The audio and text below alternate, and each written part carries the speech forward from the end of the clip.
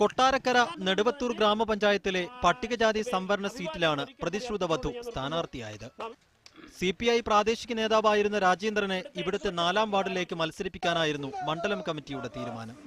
എന്നാൽ 2012-ൽ രാജേന്ദ്രൻ മരിച്ചു. ഇതോടെ മത്സരിക്കാനുള്ള നിയോഗം മകൻ VS രാജേഷിനായി. പ്രവർത്തനവുമായി മുന്നോട്ടു പോകവെയാണ് പ്രതീക്ഷ തെറ്റിച്ച് വാർഡ് പട്ടികജാതി സംവരണ സീറ്റായത്.